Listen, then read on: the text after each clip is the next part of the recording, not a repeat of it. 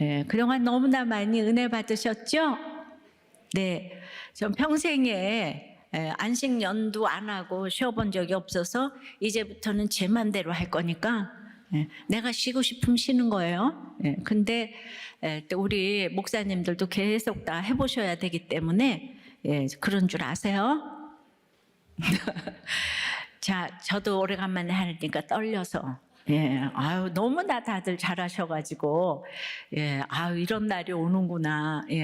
그동안에는 정말 이 구속사가, 참 이렇게 쉽지 않아서, 시키기도 어려웠는데, 다들 이제 잘하세요. 바울이 이제 오늘부터 시작되는 17장에서 이제부터 데살로니가, 베레와 아덴 등 엄청난 전도를 하니 이게 대단한 전략가로 보입니다. 이 전략은 솔로몬 아들 로보암처럼 스스로 세력을 굳게 하여 다스린 것이 아니고요. 그래서 로보암과 여로보암 사이에 항상 전쟁이 있게 하셨는데요. 이거는 세상과 성도의 전쟁을 의미합니다. 그래서 믿으면 편하고 항상 아름다워라가 아닙니다. 지나고 보면 그 전쟁이 도리어 구원을 위한 하나님의 전략이었지요. 남유다와 북이스라엘은 형제 나라이지만 우리가 보기에 믿음이 좋은 유다가 맞는데도 계속 전쟁이 있게 하시는 거예요. 에스겔 37장 21절에 결국 양쪽이 다 망해서 사로잡혀간 나라에서 인도해 내실 때까지 싸우다가 한 임금 예수님의 통치를 받게 되니까 그제서야 화해를 합니다. 그러니까 우리가 살아있는 동안 한 임금 예수님의 통치를 받기 전에는 화해를 할 수가 없다는 뜻이에요. 우리의 전략과 하나님의 전략은 그래서 달라도 너무 다릅니다. 그래서 내 전략이 없는 게 전략이고 하루하루 말씀으로 인도함 받는 것이 결과적으로 최고의 전략이라는 것을 알게 하십니다. 바울은 이미 한 임금 예수님의 통치를 받고 있기에 그러므로 결과적으로 오늘도 성령의 전략은 첫 번째로 다녀갈 곳, 이룰 곳을 인도하셨습니다. 1절입니다.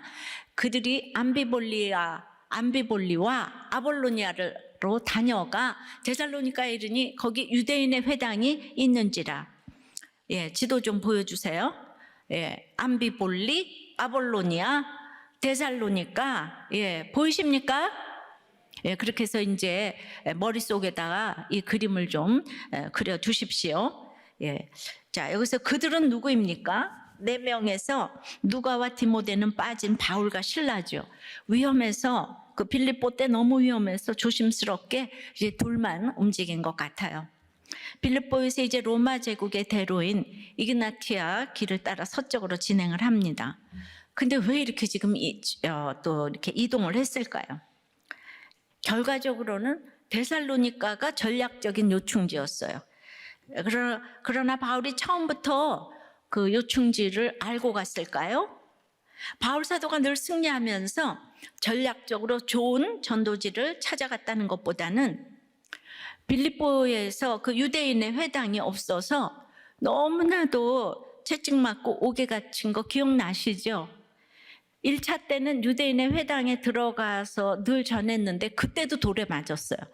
근데 유대인의 회당이 없던 빌립보에서는 막 굉장히 아주 힘들게 고난을 겪었어요. 그러니까 이번에는 그 트라우마가 있어서 유대인의 회당이 없는 안비볼리아와 아볼로니아는 그냥 아예 지나치지 않았을까 싶어요. 바울이 사도 바울이 너무 훌륭한 사람이다. 우리는 여기서부터 시작을 해서 큐티를 하시면 안 돼요. 그 기억나시겠지만은 귀신 들린 여종이 나 좀 살려달라는 외침으로 구해줬죠.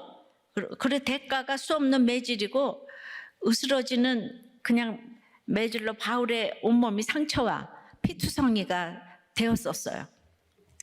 그래도 죄패가 호패가 되어서 결국은 바울은 늘 승리하게 하셨어요.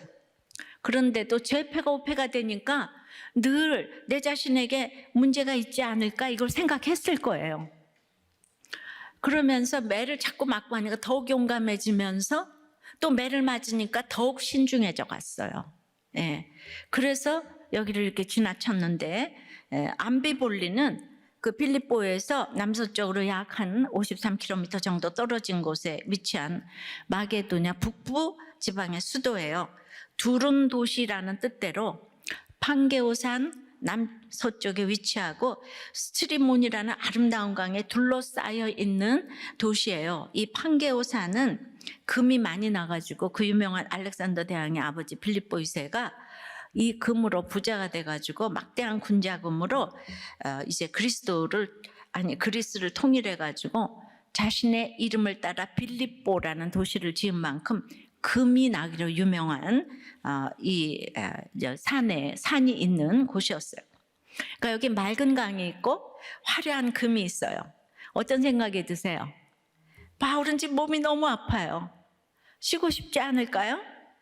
근데 그때 이제 주치인 누가도 없고 사랑하는 디모데도 없으니까 쉬자고 하는 제자들도 지금 없어요. 그러니까 금이 있는 이곳을 다녀갑니다. 그리고 그 다음에 아볼로니아는 그 또 남서쪽으로 계속하면서 암비볼리 넘어서 약 또 43km 지점에 위치한 도시인데요. 여기는 이제 그리스에서 두 번째로 큰 볼비 호수 남서쪽에 위치해 있어요. 볼비 호수는 이제 한 갈릴리 호수 바다 정도 되는데 이 호수에서 바울이 짧게 복음을 전했다고 하는 그런 이제 그 비문이 이렇게 적혀 있어요. 예. 그래서 이 도시에 사도 바울 기념교회가 있습니다. 그래서 이 암비볼리와 아볼로니아를 잘 보세요. 1절에 지나쳤다고 하지 아니하고 다녀갔다고 해요. 다녀갔답니다. 그러니까 저는 이제 바울도 결정장애를 겪었을 거예요. 여기가 거긴가 거기가 여긴가 암비볼리 가서 여긴가 예 그러면서 다녀갔는데 우리는 그때 어떻게 결정하죠? 큐티하고 물어보는 것밖에 할 수 있는 게 없는 거예요. 근데 이것이 전략인 거예요. 이제 사실 올라갈수록 물어볼 사람이 없죠. 그래서 그게 이제 힘든 거예요. 예, 바울이 지나친 어려운 지명의 이름 암비볼리와 아볼로니아를 지금 이렇게 다녀갔다고 표현한 것은 지나가며 기도했기 때문이고요. 바울을 다녀가게 했지만 이름이 언급된 것은 하나님의 관심 속에 있었다고 생각을 합니다. 그랬기에 2000년이 지난 지금 이름이 아직도 언급이 되고 있잖아요. 네. 그래서 저는 이제 그 도시들은 바울이 다녀가기만 하게 하셔서 하나님이 참 미안하셨나 보다. 그래서 이름을 이렇게 적어 놓으셨구나. 드디어 그래서 160km의 여정 끝에 데살로니가에 이르렀습니다.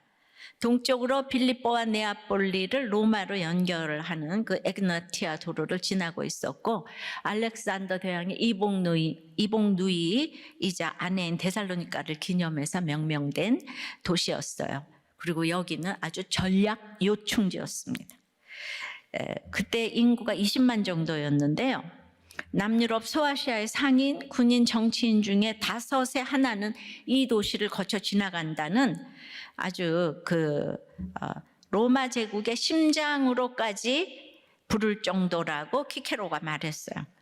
그러니까 이제 도착하고 보니까 황금어장이었는데요. 복음에. 근데 그곳에 뭐가 있냐면 유대인 회당이 있는 거예요. 인도함을 그렇게 받는 거죠. 그러니까 바울이 한 것이 없고 다 성령의 전략인 인도하심이었어요. 자, 쉽게 제가 암비볼리와 그 아볼로니아의 간증을 좀 하자면요. 지나고 보면 이제 40여 년 전에 남편의 병원 개업으로 생소한 지역에서 힘든 사람들을 경험하게 하셨어요. 그곳 교회에 제가 어쩔 수 없이 제가 큐티 모임을 했다 그랬잖아요. 그래서 어쩔 수 없이 제가 목사님을 소개한 일이 있었는데 어쩔 수 없이 또 그곳 교회에 분란의 연루가 이제 된 일이 있었습니다. 결과적으로는 그 교회가 아무도 흩어지지 않고 큐티하는 교회가 된 일이 있었어요. 큰 교회였어요. 그러니까 제가 거기를 다녀갔다고 할 수 있죠. 이해되십니까? 예. 지금 생각하면 상상할 수 없는 일을 행하게 하셨는데 이제 병원에서도 큐티 모임을 하고 또 한 교회에 묵상을 하도록 돕긴 했지만 제가 직접 묵상 사역을 한 건 아니잖아요. 정말 다녀간 곳이 되었어요. 그리고 병원에서는 병원이 잘 돼서 돈을 버니까 암비볼리에 금도 나는 이곳을 다녀간 게 되잖아요. 그리고 또 아볼로니아에서처럼 복음도 잠깐 전했잖아요. 그리고 이제 그곳 한 병원의 경영과 더불어 환자는 성도고 직원은 사역자 같아서 여러 가지를 경험하게 하신 것이 지금 생각하니까 성령의 전략이었어요. 제 생각이 없잖아요. 이 남편은 도저히 살림집을 따로 이사갈 수 없는 사람인데 지금 생각하니까 기적처럼 천국 가기 1년 전에 다니던 교회로 다시 돌아와서 이사를 오게 하셨어요. 예. 지금 또 와서 생각하면 남편이 간혹 그 집에서 저는 큐티멈 교회 개척을 이루어지게 하신 거를 알잖아요. 근데 다시 생각해 보니까 제가 병원에서 살다가 남편이 갔으면 제가 거기 이사를 도저히 혼자 갈 수가 없는 거예요. 예. 어떻게 주님은 그런 준비를 하셨는지 성령의 전략이 기가 막히지 않습니까? 다시 생각해도 예. 거기에 유대인의 회당이 있는 거예요. 그래서 그곳에서부터 제가 이 큐티 사역을 전한 것처럼 전략상 가장 안전한 교회가 울타리가 되어서 이게 시작하게 하신 것이 효과적인 성령의 전략이라고 생각이 되는 거예요. 저는 옛날부터 복음을 전해야지 뭐 이런 생각이 하나도 없어요. 교회 개척을 해야지 없는데 전략이 1도 없는데 다녀간 곳 이룰 곳을 정확하게 주님께서 인도하셨다는 거죠. 제가 한 일이 뭔가 오직 큐티하고 나눈 것밖에 없습니다. 그래서 다시 생각해도 이 남편 한 사람이 영육간에 저를 기가 막히게 인도를 했는데 이것이 성령의 전략이 아닌가 이렇게 생각을 합니다. 이 얘기는 여러분들이 지금 큐티하고 적용하고 이런 것들이 나중에 두고두고 살면서 다른 사람들에게 나눠줄 것이 있는 거예요. 여러분들이 뭘 해서 되는 게 아니에요. 적용해 보세요. 지나고 보니 성령의 전략을 위해 다녀간 암비볼리와 아볼로니아가 있습니까? 도달하고 보니 전략 요충지인 데살로니가의 간증이 있습니까? 오직 말씀과 공동체가 전략이라는 것이 인정이 되십니까? 성령의 전략은 두 번째는 자기의 관례대로가 아주 중요합니다. 2절입니다. 바울이 자기의 관례대로 그들에게로 들어가서 새 안식일에 성경을 가지고 강론하며 이제 바울은 어디로 가든지 이제 성경을 가르치는 거. 근데 가르치는 게 아니고 저도 어디로 가든지 이 구속사의 큐티 이 얘기를 하잖아요. 간증을 하면서 큐티를 해야 된다고. 어디로 가든지 구속사를 외쳤어요. 이게 자기 관례가 됐는데 듣든지 아니 듣든지 저도 그랬습니다. 근데 이것은 예수님의 관례이기도 했어요. 누가복음 4장 16절에 보면 예수께서 그 자라나신 곳 나사렛에 이르사 안식일에 늘 하시던 대로 이게 관례인 거예요. 똑같은 단어입니다. 회당에 들어가서 성경을 읽으려고 서심해. 그래서 늘 하시던 대로 유대인의 회당에 들어간 것은 바울도 예수님도 그 관례를 지켰어요. 전통. 유대인의 관례. 그런데 이 전통을 지키면서 그 유대인의 관례가 바울에게 자기 관례가 됐어요. 자기 관례, 유대인의 관례가 자기 관례가 됐습니다. 바울이 나서부터 8일 만에 할례받고 히브리인 중에 히브리인이니까 얼마나 관례가 많았겠습니까? 근데 바울이 이제 주님을 만나고 다메섹 도상에서 주님을 만나고부터 전통과 종교 행위가 아닌 자발적인 자기 관례가 되었습니다. 겉모습은 같아 보여도 이것이 아주 중요합니다. 그러니까 부모의 관례, 유대인의 관례가 아닌 자기 관례가 이제 생겼어요. 이것이 최고의 전략입니다. 그렇다고 이제 구원을 위해서 하루아침에 이 유대인의 관례를 버리면 안 돼요. 전통을 버리면 안 돼요. 가정에서 듣든지 아니 듣든지 성경 말씀을 많이 접하게 하는 관례가 나중에 내 가족이 복음을 받아들이는 가장 큰 전략입니다. 자녀들에게 물려줄 수 있는 최고의 유산은 부모가 주일 예배, 목장 예배를 드리는 모습을 보여주는 전략이에요. 이게 이타적인 걸 가르쳐 주는 거예요. 딴 거 아니에요. 예. 그래서 교회와 말씀을 어떻게 귀하게 여기는지를 보여주는 것이 바로 전략입니다. 그래서 그 전략 중에 가장 중요한 것은 항상 윗질서에 순종하는 것이 관례를 배우게 하는 것이에요. 그거 어렸을 때부터 교회 가면서 자연스럽게, 근데 어렸을 때는요, 내가 인격에 순종하는 거 어떻게 알겠어요? 그러니까 이거를 무조건 이제 교회 안에서 이거를 배우게 해야 돼요. 억지로 배우면 이거 공산주의고 안 되고. 그러다 보면은 이제 질서에 순종하는 훈련이 최고의 전략이라서 결국은 어디를 가든지 신뢰를 받게 돼 있어요. 그런데 그것이 이제 자기 관례가 될 때, 윗질서에 순종하는 것이 자기 관례가 될 때 결국은 신뢰를 받아서 내가 하고자 하는 개혁의 물꼬를 트게 되어 있습니다. 예. 그러나 모든 인간은 아주 옳고 그름을 따지기 때문에 이 윗질서에 순종하는 것이 십자가예요. 십자가. 그 모든 사람은 인권을 부르짖으며 옳고 그름을 외치는 것이 그냥 이 시대가 걸어가는 그냥 그거예요. 그거. 그러니까 우리가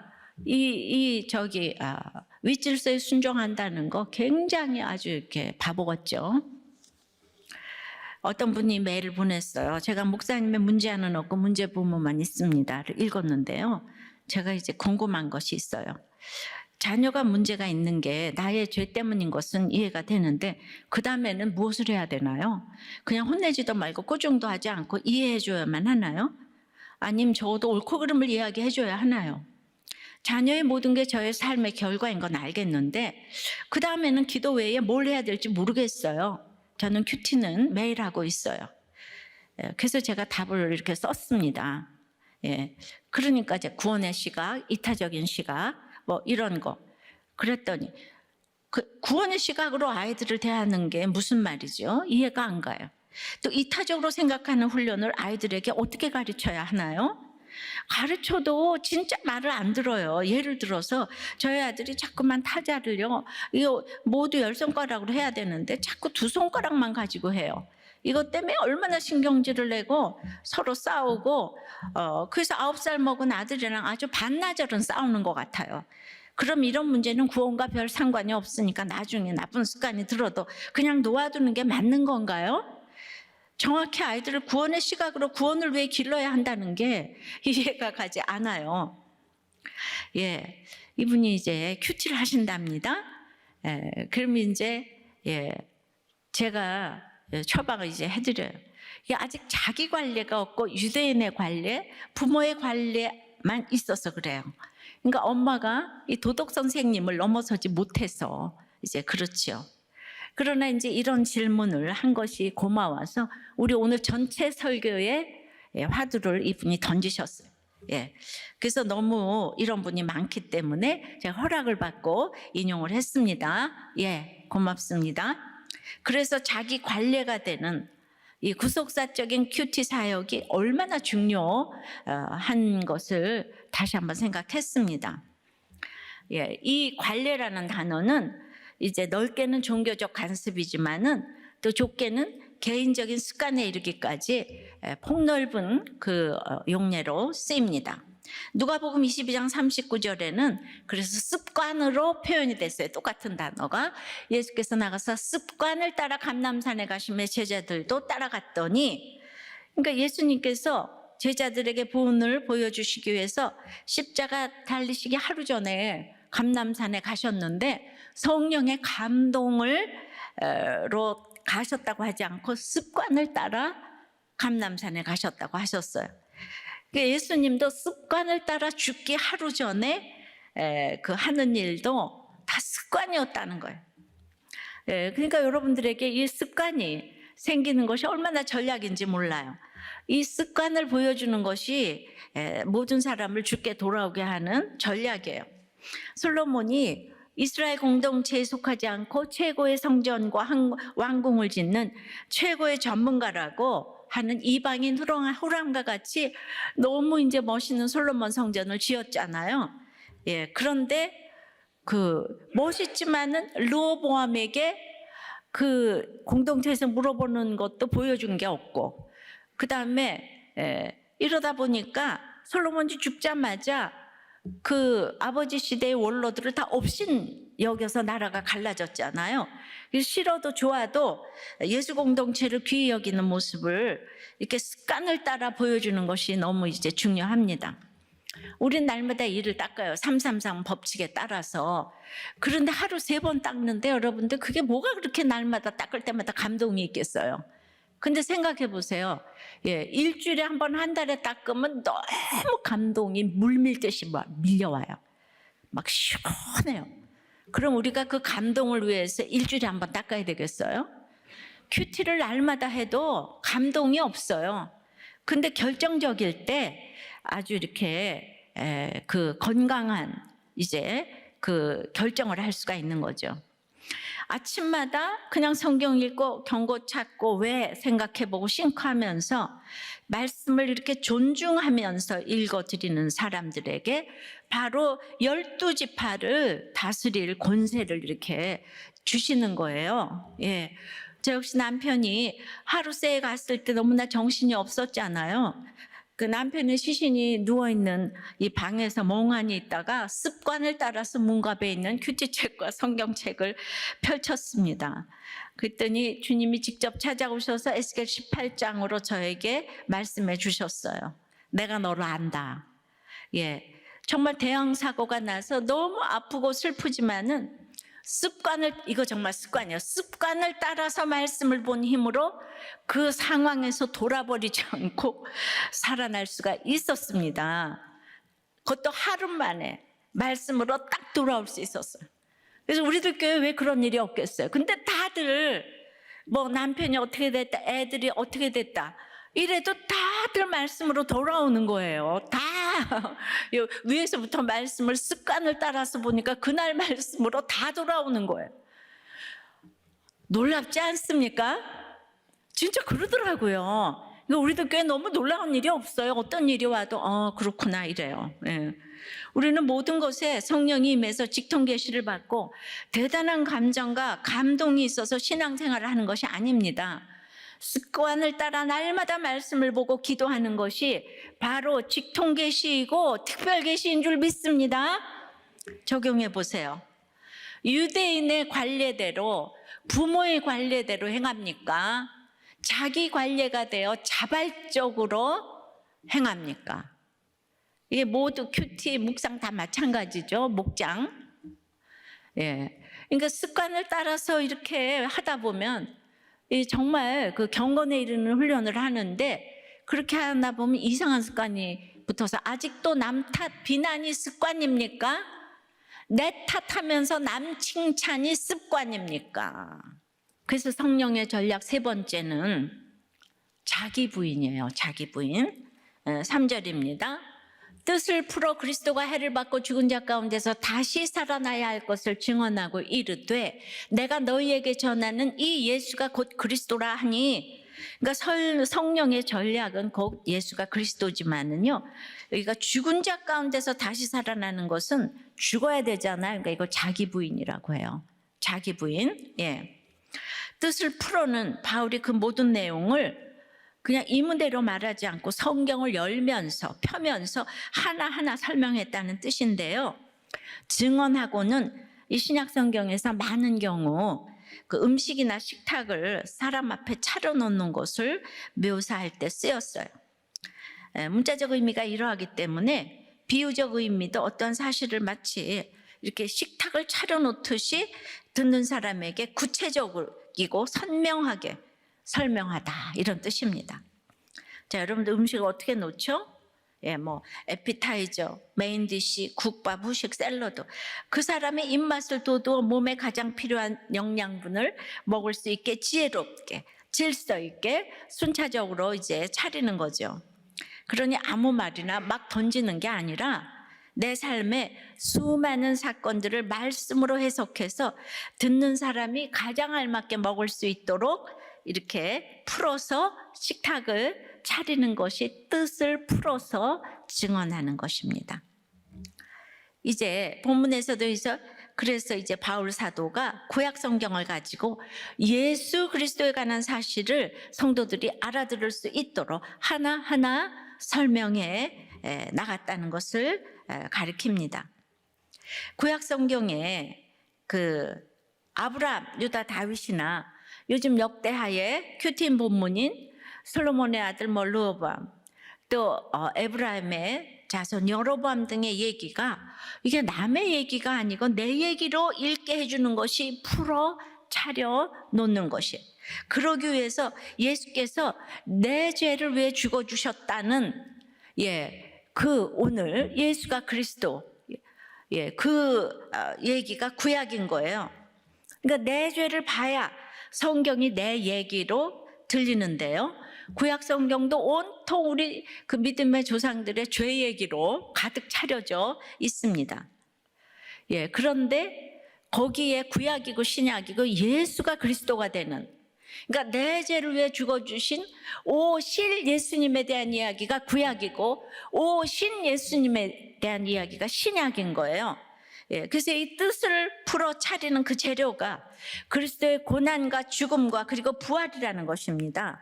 여기에서 하나만 강조하면 다 이단이에요. 근데 다들 부활만 먹고 싶어 해요. 그 십자가 피만 강조하면 다 무섭다 그래요. 골고루 먹어야 됩니다. 그런데 똑같이 얘기를 해도 십자가 얘기를 하면 한 번만 얘기를 해도 10번 100번 했다 그러고 또 부활 얘기는 그냥 10개를 해도 1개만 했다 그래요. 여러분들은 부활 얘기만 듣고 싶어 해요. 부활 고기만 먹고 싶어 해요.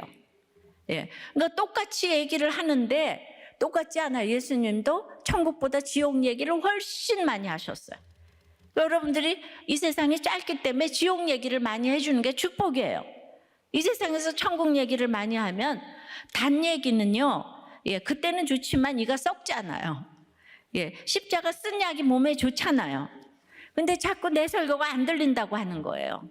그것이 이렇게 조상들의 죄도 이렇게 다 언급해 놨는데 그게 이제 자기 그 관례가 안 돼서 그렇죠. 바울은 성경을 해설했지 그 자신의 생각을 주장하지 않았어요. 그래서 늘 성경 저자가 의도하지 않은 교리를 선포한 적이 없어요. 성경 한 절 한 절 단어 하나 아주 그냥 미시적 거시적으로 지금 이렇게 지금 강해를 하는데도 결과적으로는 예수가 그리스도라는 것인데 유대인들은 이 바울의 복음을 폄하하고 핍박을 했단 말이죠. 저도 그런 얘기를 너무 많이 듣습니다. 성경 얘기를 하는데도 왜 자꾸 딴 얘기한다고 그래요. 근데 이제 본문을 더 이제 이렇게 상세히 번역을 하면요, 여기서 이제 반드시 해를 당해야만 하고 또 반드시 다시 살아나야만 할 것을 이댑니다. 반드시가 들어가 있어요. 사도 바울은 예수 그리스도의 순환과 죽음 및 부활은 하나님께서 그의 경륜 가운데 정하신 것으로서 반드시 일어날 수밖에 없었던 사실로 해설했어요. 예수님은 살아나셔서 그것을 또 인정하셨어요. 근데 이제 음식은 그 생명으로 다른 사람의 그런 어떤 육신의 생명을 이어가는 힘이잖아요. 동물이든 식물이든 죽고 희생함으로 그것을 받는 자가 영양분을 받잖아요. 그러니까 미나리 하나도 죽어져서 내 입에 들어오는 거잖아요. 돼지 하나도 죽어져서 내 입으로 들어오잖아요. 그러니까 생명이 이어지려면 누군가가 죽어야 돼요. 근데 미나리가 죽는 거는 당연하지만 내가 미나리를 위해서 죽을 수는 없잖아요. 내가 돼지를 위해서 죽을 수는 없잖아요. 그러니까 이것이 잘 생각을 좀 해보십시다. 그러니까 마찬가지로 하나님의 최고의 전략은 바로 예수 그리스도의 고난과 죽음인데 사단은 결코 생각을 이제 못하는 전략이에요. 어떻게 창조주 그분이 그 작고 하찮은 피조물을 위해서 죽을 수가 있냐 말이에요. 어떻게 내가 돼지를 위해 죽을 수가 있냐고. 내가 어떻게 미나리를 위해서 죽을 수가 있냐고요. 요새 미나리가 유명하니까. 어디서나 잘 산다고 하는데 그거 이렇게 거꾸로 생각해 보면 주님이 나를 위해 죽어주셨다는 것이 있을 수가 없는 낮아짐인 거예요. 그런데 도무지 이게 해결할 수 없는 우리의 죄악을 위해서 창조주인 그분이, 하나님이신 그분이 십자가에서 나를 위해 죽으시고 그 예수의 생명을 받는 자에게 생명이 이어지게 하신 거예요. 그러니까 세상은 도무지 이 죄악의 문제를 누구도 해결할 수 없으니까 온 세계가 옳고 그름으로 싸우는 거예요. 정말 무섭게 싸우는 거예요. 이 죄의 문제를 모르면 거긴 구원이 없어요. 맨날 분열밖에 없는 거예요. 깨어짐밖에 없는 거예요. 그래서 이혼을 하고 자살을 하고 다 깨어짐밖에 없는 거예요. 그러니까 누구를 살리려면 죽어지는 게 몇 개 없어요. 이게 자기 부인인 거죠, 이게. 그래서 이 성경을 풀어서 이거를 잘 차려서 증언해서 믿는 자에게 이 생명이 이어지는 것이 놀라운 신비고, 이게 너무나 놀라운 전략, 내가 죽어지는 게 성령의 놀라운 전략입니다. 그러나 이게 누구 얘기를 하시겠습니까? 반드시 죽어야 하는 것이 얼마나 어렵습니까? 자, 예수님 고백을 보십시다. 누가복음 22장 42절에 이르시되 아버지여, 만일 아버지의 뜻이거든 이 잔을 내게서 옮기시옵소서. 그러나 내 원대로 마시옵고 아버지의 원대로 되기를 원하나이다 하시니, 그러니까 죽어야 사는 자기 부인은 주님도 힘드신 일이었기 때문에 땀방울이 핏방울이 되기까지 기도하셨어요. 왜 그렇습니까? 오늘 나의 삶에서 나의 원이 있고 아버지의 원이 있습니다. 병이 낫게 해주세요 라는 기도와 내 뜻을 내려놓고 하나님의 뜻을 따르기 원합니다 라는 기도 중에 어느 것이 어렵습니까? 여러분, 뭐가 어려워요? 우리는 믿음이 없기 때문에 눈에 보이는 표적이 너무 어렵습니다. 병이 낫고 돈이 생기는 것이 너무 어렵게 느껴집니다. 예. 근데 모든 성공하는 사람들의 제1번 특징이 뭔가 하면은 먼 데를 본다는 거예요. 10년 뒤를 본다는 거예요. 그래야 돈도 벌고 건강도 해지고 공부도 잘하는데, 당장 앞에서 공부 잘하고 당장 앞에서 돈이 벌리고 당장 앞에서 결혼이 돼야 하고, 예.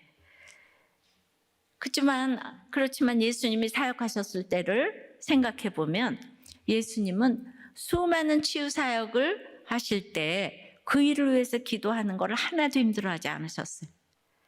그런 문제로 달라 기도하지 않으셨어요. 광풍을 잠재울 때도 하나도 어려워하지 아니하시고 배 고물에서 주무셨어요. 그런 거는 하나도 안 어려워요, 주님은. 그런데 예수님께서 자기를 부인하는 기도에 이렇게 심히 고민하고 죽게 되었다고 이렇게 어려워 하시는 거예요. 우리의 기도 제목도 하나님 앞에 항상 엎드리는 것이 돼야 하는데, 나의 원함을 내려놓게 해달라는 이 기도 제목은 심히 고민해서 죽게 되는 기도 제목인 거예요. 나의 원함을 내려놓게 해달라. 그런데 내가 그냥 습관을 따라서 기도만 해도 영육간에 사자가 나타나서 이제 돕습니다. 예수님은 굳이 십자가 지시고 죽지 않아도 아무도 뭐라고 할 사람이 없잖아요. 그러니까 주님은 이렇게 자기 자신과 치열하게 싸우셨어요.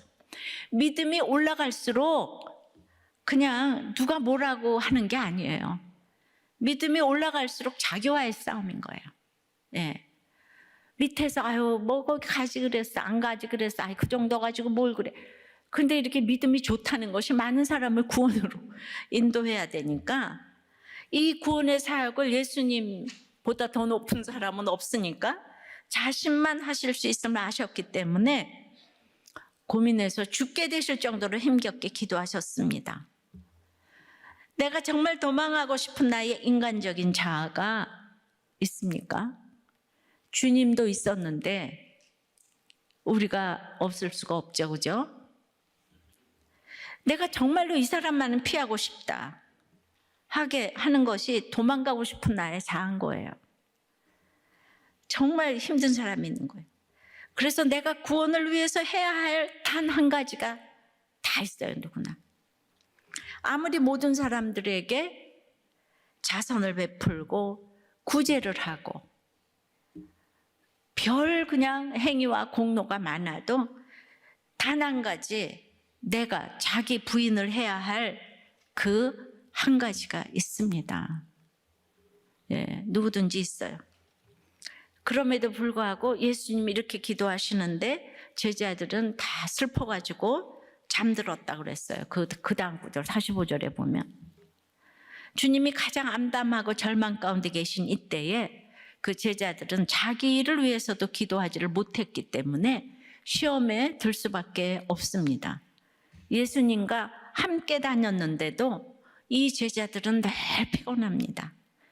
절박한 예수님께는 지금 피곤한 것도 사치인데 제자들은 이런 예수님의 절박함이 다 남의 일이었습니다. 세상 사람들은 이렇게 피곤한 것이 많습니다. 피로를 풀려고 여행을 다녀와도 그때부터 피곤합니다. 예, 가서부터 피곤하고 늘 피곤의 입에 달렸습니다. 하지만 고난받는 것에 동참해주고 알아주고 함께 깨어 있어주고 위로해주는 것이 진짜 세상 모임에서는 있을 수 없는 일인데 가장 큰 위로잖아요. 근데 예수님은 지금 이 가장 큰 절망 가운데 그 한 사람이 없으셨습니다. 깨어있다는 것은 사건을 영적으로 볼 수 있다는 뜻이에요. 그러니까 내가 깨어있지 못하고 내 인생이 전부 다 시험거리인 것은 바로 습관을 따라 감람산에도 안 가고 모든 유대인의 규례가 자기 규례, 자기 관례가 되지도 못했고 기도도 안 하고 날마다 기복만 생각하기 때문이에요. 그러니까 시험거리가 있겠구나. 반드시 해를 받아야 한다니까.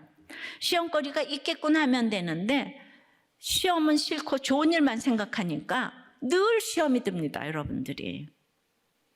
예.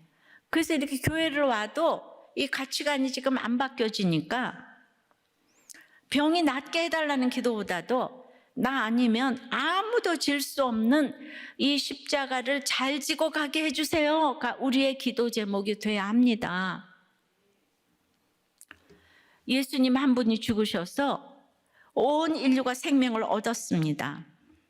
나 한 사람이 내 몫의 십자가를 지고 잘 죽는 것이 우리의 변하지 않는 가족들을 살리는 가장 빠른 성령의 전략인 줄 믿습니다. 아무리 다른 것들을 잘해도 딱 하나, 주님이 나에게 요구하시는 딱 한 가지가 있습니다. 그런데 그 십자가를 지기가 그렇게 어려운 것을 주님이 먼저 우리에게 말씀해 주셨어요. 하지만 내가 그 십자가를 지려고 마음만 먹어도 돕는 손길이 있습니다. 누가 크다는 다툼이 없이 오직 내 십자가만 지겠다는 마음으로 이제 내가 자기 관례를 따라서 습관을 따라서 특히 자기 부인을 하고자 한다는 것이 최고의 전략이 되어서 이 최고의 전략을 구가해서 전도의 열매를 맺는 여러분 되시기를 바라요. 예, 적용을 좀 해보세요. 오늘 반드시 해를 받아야 반드시 살아나는 이 반드시가 믿어집니까? 여러분들은 해는 목사님 먼저 받으시고 살아나는 것만 하고 싶잖아요, 그죠? 내가 이렇게 열심히 그냥 이렇게 와서 큐티하고 목장하고 이러는데 나는 고통을 하나도 안 받고 싶어. 이렇게 늘 생각을 하시면 시험이 그렇게 들어요. 내가 큐티했는데 목장 갔는데 왜 나한테 이런 일이 일어나가 입에 자꾸 붙었어요. 그러니까 우리도 꽤 말씀이 안 들린다 그러고 뭐 이상하다 그러고 그래요. 이 말씀대로가 맞는데 해를 받아야 된다는 것에 막 그냥 아주 기함을 하는 거예요, 여러분들이. 반드시 이게 성경을 읽고 큐티를 하면 할수록, 그러니까 아까 그 우리 집사님이 보내신 그 편지는 옆에서 누가 설명해 주는 사람이 없기 때문에, 공동체에서 이러는 걸 나눠주지 않았기 때문에 믿음의 분량대로 깨달아지는데 그걸 설명을 듣지 못했기 때문에 그냥 이렇게 옳고 그름으로만 큐티를 하게 되니까, 그걸 눈앞에서 난 이게 싸우고 이래야 돼. 딱 기다려야 되잖아요. 이 독수리 타법도 그 열 손가락으로 하려면은 금세 안 고쳐져요. 그거 싸운다고 반나절 싸운다고 되는 일이 아니에요. 다 인내를 이제 해야 되는 거죠. 근데 그거를 이렇게 공동체에서 계속 이렇게 들어야 되는 거예요. 혼자서는 이 전쟁을 할 수가 없어요. 로보암과 여로보암 사이에 항상 전쟁이 있다 그랬잖아요. 로보암이 맞았어요. 지금 여로보암이 틀렸어요. 근데 여로보암이 너무 잘났잖아요. 그러니까 세상 사람들은 다 여로보암이 맞대요. 이 좁은 길을 가는 거죠.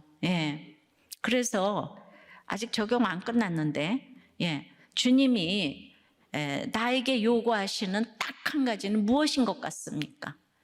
반드시가 믿어지기 위해서 주님이 나에게 요구하시는 딱 한 가지는 무엇인 것 같습니까?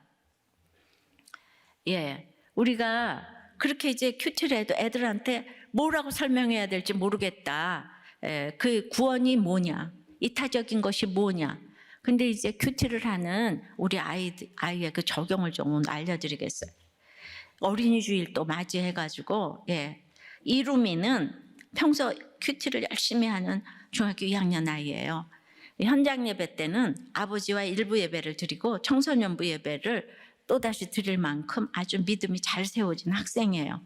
근데 이루미가 4월 9일에 갑자기 왼쪽에 시력이 보이지 않아서 안과에 갔는데 뇌하수체 안쪽에 생기는 인두개골 종양 판정을 받았어요. 이제 그 부분에 많은 신경들이 지나가서 쉬운 수술도 아니고 또 의사의 말로는 100% 재발된다고 합니다. 근데 이 절망적인 상황에 이루미가 이 사건이 외할머니에게 구원의 사건이 되게 해주세요. 그리고 직접 할머니에게 복음을 전했다는 거예요. 이게 얼마 전 일이잖아요. 그리고 이제 신방을 하셨는데 이루미가 자기 마음도 평안하고 하나님 원망하는 마음도 없이 이렇게 하나님께서 지켜주실 것을 온전히 믿는다고.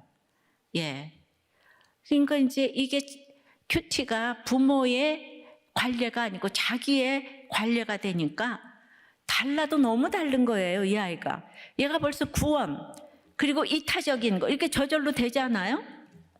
4월 22일 종양 제거 수술이 진행되었는데 그 부분에 운동신경, 시신경, 지능 등 이 모두 크고 작은 신경이 다 지나가고 혈관들이 지나가는 곳이라 이게 굉장히 힘든 하여튼 곳인데, 하여튼 일단 수술은 잘 됐다고 합니다.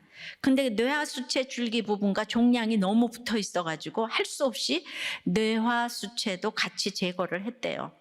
근데 이제 그 이후에 배뇨 조절에 너무나 문제가 생겨서 이제 소변을 조절하는 주사를 3-4시간마다 맞고 있는데 두통이 너무너무 심해가지고 진통제도 소용이 없어서 마약성 진통제를 3배로 높여서 쓰고 있는데 효과가 없는 상태라서 그 고통을 지금 고스란히 지금 이루미가 받아내고 있다는 거예요.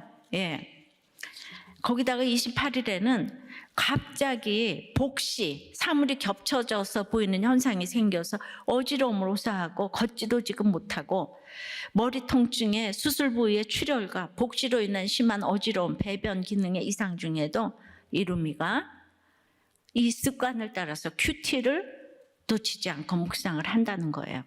그리고 아버지 목자님께서 올린 그 나눔인데 정말 이루미 때문에 눈물을 흘리는 것은 이루미가 오늘 큐티를 하는데 겸비하다를 이야기하면서 이 모든 것이 하나님의 뜻이고 앞으로 제가 교만하지 않고 겸손하게 살라고 이 일이 왔다고, 앞으로 제가 겸손하게 살겠다는 신앙 고백을 했다는 거예요. 이 상황에서도 하나님을 원망하지 않고 자기 죄를 보고 가는 이루미를 보면서 부모로서 그저 부끄러울 따름입니다. 근데 이 아버지 또 목자도 이게 부모의 관례를 잘 보여주셔가지고 이 교사 모임에 참석해서 아이들 또 케어에 힘쓰면서 여전한 방식으로 사명을 감당했다는 것이죠. 담당 목사님은 누가 봐도 하나님을 원망할 수밖에 없는 상황인데 아이가 들어둔 말씀으로 해석조차 하지 못할 이 어려운 상황을 해석하고 모든 것이 하나님의 뜻이라고 하니 차마 고개를 들 수가 없었고 회개가 너무나 되었다.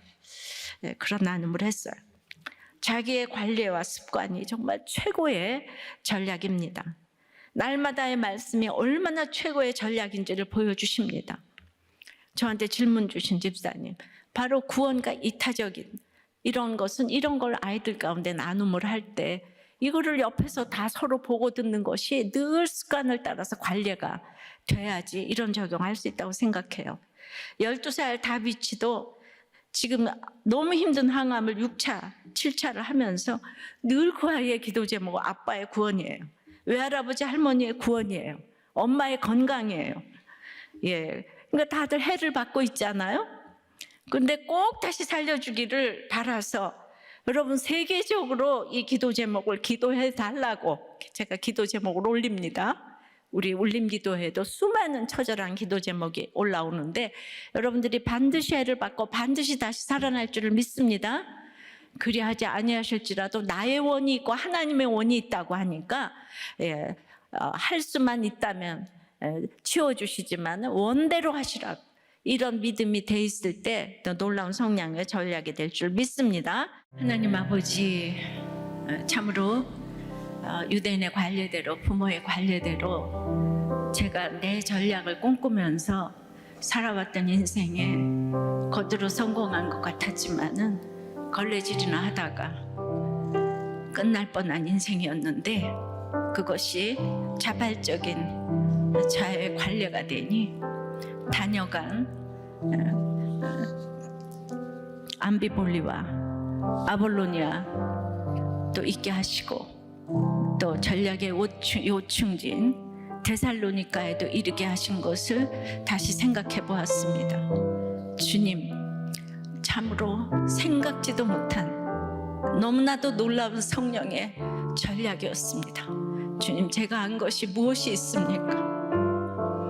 울면서 남편의 구원을 위해서 생명을 내놓고 기도하고 그러기 위해서 날마다 말씀이 없이는 살 수가 없어서 오늘 생명을 걸고 순종하는 그 한 사람을 주님께서 찾으신다고 했는데 그렇게 정말 자기의 관례가 돼서 습관을 따라서 큐티를 하고 그냥 입만 열면은 뜻을 풀어서 참으로 증언을 하는 이 말씀을 전했을 때에 이것이 한 가지 한 가지가 모두가 성령의 전략이 되게 하신 하나님을 찬양합니다. 여러분들 가운데 지금 너무 힘든 일이 많아도 그냥 여러분들이 말씀 그냥 보고 그리고 한 가지 한 가지 적용하는 것이 나중에 최고의 전략이 되어서 아이들에게 최고의 유산을 남겨주는 부모가 될 줄을 믿습니다. 참으로 낙심하지 마시고 주님께서 우리를 위해서 생명을 주셨다는 것을 기억했으면 좋겠습니다. 그러나 오늘 이 성령의 전략 중에 최고의 전략은 자기 부인인데 주님도 참으로 죽는 것이 할 수만 있으면 이 잔을 옮겨달라고 했는데 주님, 나와의 싸움에서 날마다 지는 것을 고백합니다. 도망가고 싶은 그 자아가 있는 것을 고백합니다. 주님, 그래서 고민하여 심히 죽게 되었습니다. 날마다 애통하지 않을 수가 없습니다. 주님, 반드시 죽어야만 반드시 다시 살아난 이 자기 부인이 있게 도와주시옵소서. 천국 가는 그날까지 하나님이 원하시는 분량의 그 자기 부인이 있게 도와주시옵소서. 오늘 이렇게 자기의 관례를 잘 보여주심으로 아버지 이루미가 놀랄만한 이런 적용하는 것을 보며 부끄러워 얼굴을 둘 수가 없습니다. 주님, 우리 이루미 살려주시옵소서. 다윗이 살려주시옵소서. 모든 힘든 가운데 말씀 보고 걸어가는 우리 모든 성도님들 살려주시옵소서. 고쳐주시옵소서. 긍휼히 여겨주시옵소서. 불쌍히 여겨주시옵소서. 우리나라를 지켜주시옵시고 아버지 하나님, 대하생명법이 제정되면 아버지 평등법, 건강법이 통과되지 않도록 역사하여 주시옵시고 우리 미얀마를 찾아가시고 불쌍히 여겨 주시옵시고 아버지 하나님, 고쳐주시옵소서. 살려주시옵소서. 예수님 이름으로 기도하옵나이다. 아멘. 시작한 야구 선수 생활을 대학 때 부상으로 그만두면서 술과 음란에 빠져 살았습니다.